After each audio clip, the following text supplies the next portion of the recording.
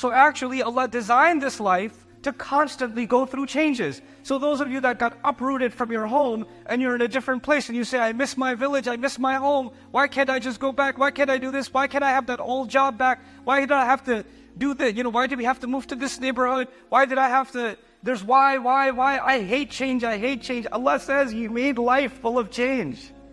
You can't keep anything the same. Anything that Allah's command came into, like the water that came into a fruit, if you look at that fruit, what's happening slowly? It's losing its water, and it's getting dry, and it's eventually going to die.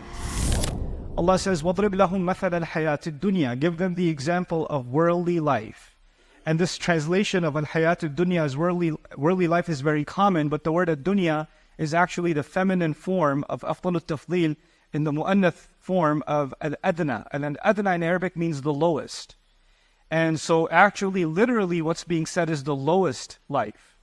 And that's Allah's way of saying that life has higher and higher stages, and we're actually at the lowest stage. There's better and better coming in our future. So there's an optimism that's suggested.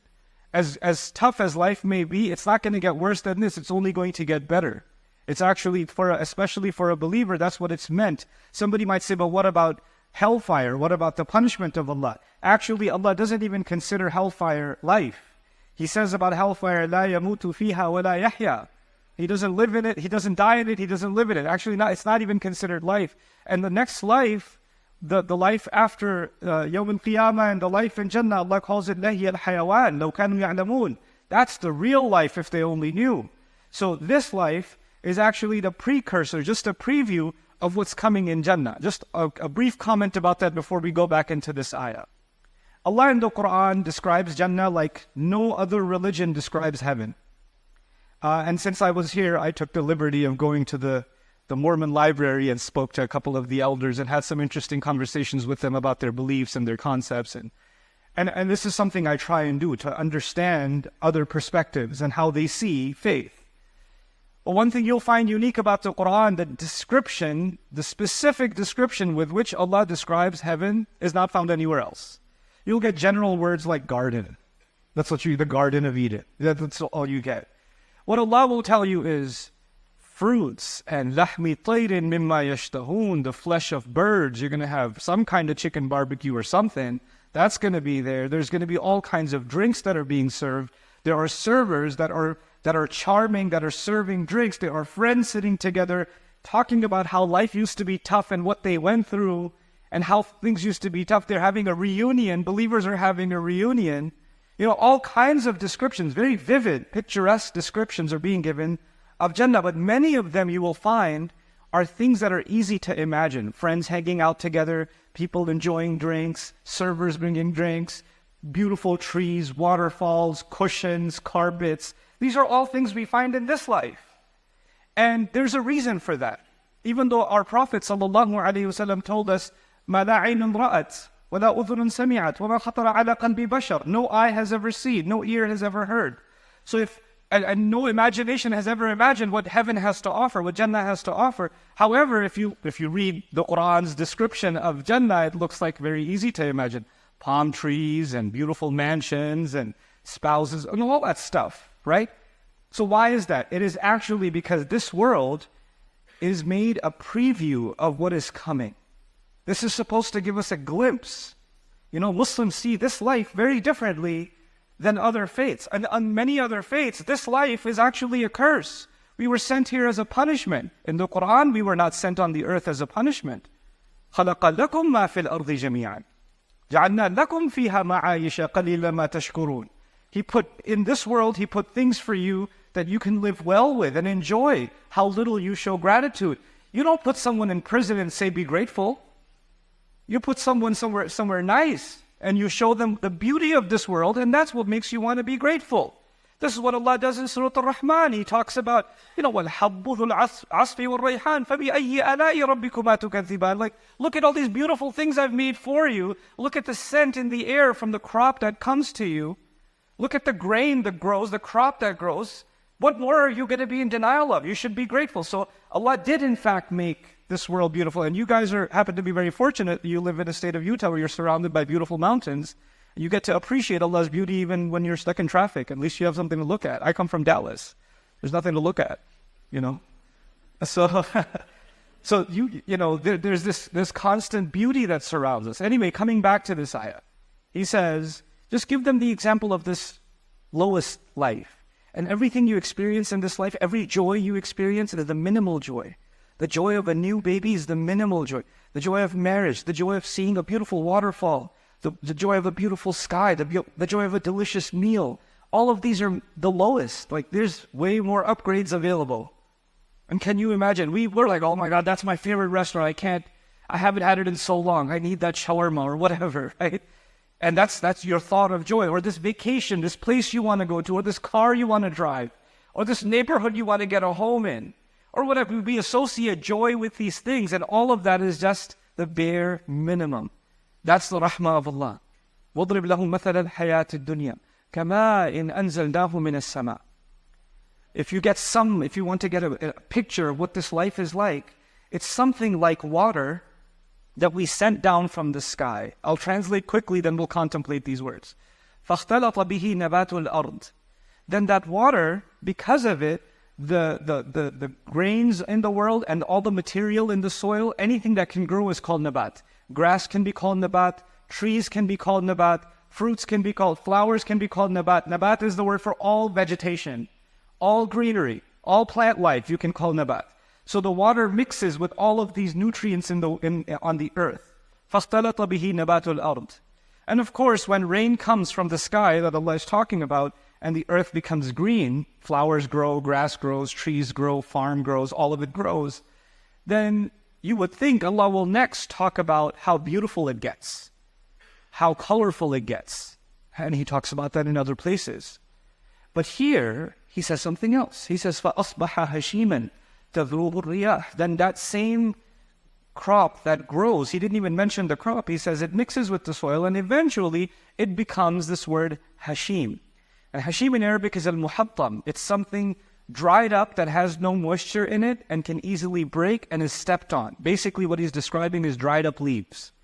Dried up leaves and twigs that fall off of a tree, or grass that dies, that you step on and makes crunchy sounds, and it's worthless. And the wind just blows it off and actually creates dust and pollen problems or allergies for you. All of that stuff is coming from the dirt and the broken up leaves and all of that stubble that's around in the world. So He's describing now this life starts off with water from the sky, and then eventually it just turns into just broken up leaves that people step on. They don't even realize. If you were stepping on something valuable, if you were stepping on your new phone, you would be like, you wouldn't put your full weight on it the moment you felt a little bit of the crunch, but you don't think twice when you step on a leaf.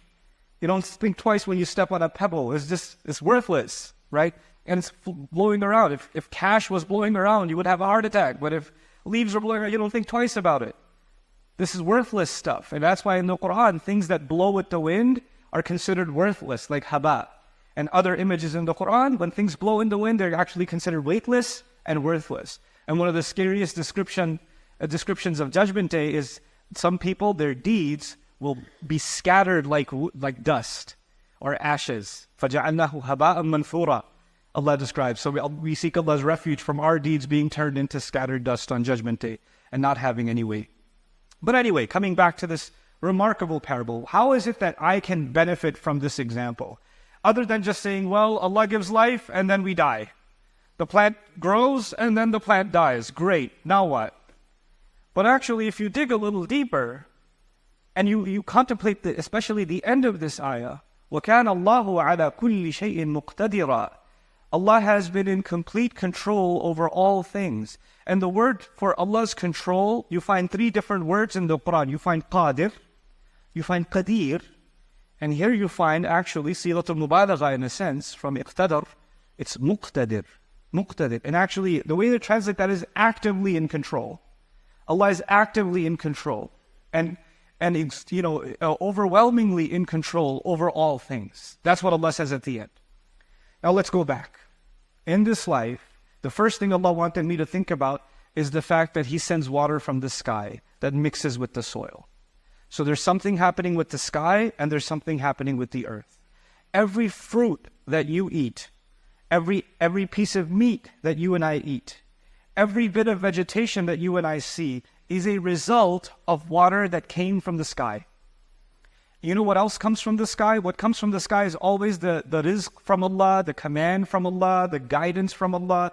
Everything that Allah gives us that is purposeful comes from the sky. The angels come from the sky with a mission. The angels that are here go up and report to the sky, and they come back, from the sky. Laylatul Qadr, the angels are descending. Tanazzalul malaika wa ruhu fiha. Right? So when Allah sends something from the sky, it has a purpose. It comes for a mission. And so what does it do for a believer? What it does for a believer is every leaf inside it is the command of Allah. Every fruit, every orange has inside it the water that came from the sky, that came from the command of Allah. And every time something comes from the sky, it has to have a purpose. So everything becomes purposeful, and in everything I see that it's related to a command from Allah descending from the heavens. What does that have to do with you and me? Let's come back to that. All of you have different crises. Every one of you has a different drama going on in your life. And when I say drama, some of you looked at the person next to you like, this is the drama, I just drove with them to Jummah. But on a more serious note, whatever struggles we're going through, whatever we're experiencing in this life, we have to first understand that none of it would have been happening if Allah's command wasn't there. And there was some purpose, there was a reason for which it was happening. And everything we're going through, Imam al-Qurtubi commenting on this said something so beautiful.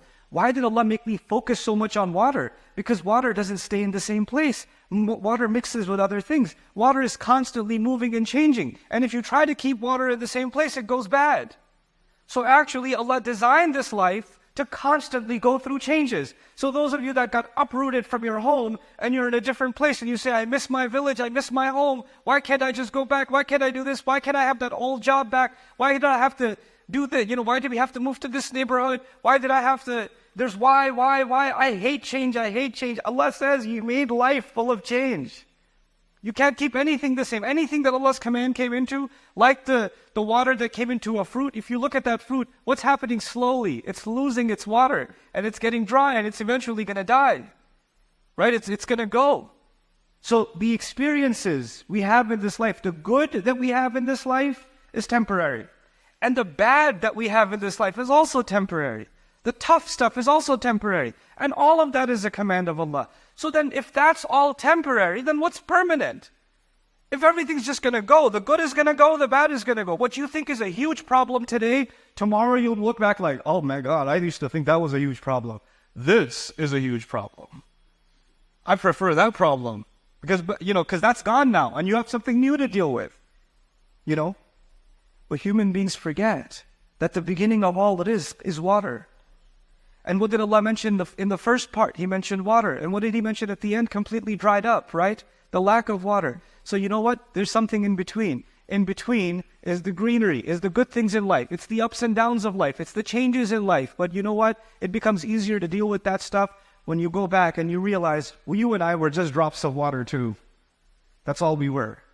And eventually we're going to be reduced to nothing inside of the dirt. That's the beginning and the end. And everything else we're experiencing is just the stuff in between. This is just an episode in between, or multiple episodes in between, and they will come to pass. They will go. Then what is it that's going to actually last? You would think, as-salihat al-baqiyat, but He actually says al-baqiyat as-salihat. Good things that you do every day, even the smallest things, those are the things that are actually going to last. So whether we have an easy life or a tough life, it is actually the good. If I can find some way of doing something good every day, something that wasn't about me, it was about someone else, it was for Allah, something, then I have lived a meaningful, purposeful life. And that's what water does. Water doesn't serve itself. Water serves everything else. And so if we have the command of Allah in us, the guidance of Allah in us, we're not just there to serve ourselves and our feelings, we're there to be of service to somebody else. I hope you guys enjoyed that video clip. My team and I have been working tirelessly to try to create as many resources for Muslims to give them first steps in understanding the Quran all the way to the point where they can have a deep, profound understanding of the Quran. We are students of the Quran ourselves, and we want you to be students of the Quran alongside us. Join us for this journey on bayyinatv.com, where thousands of hours of work have already been put in. And don't be intimidated, it's step by step by step, so you can make learning the Quran a part of your lifestyle. There's lots of stuff available on YouTube, but it's all over the place. If you want an organized approach to studying the Quran beginning to end for yourself, your kids, your family, and even among peers, that would be the way to go. Sign up for bayyinatv.com.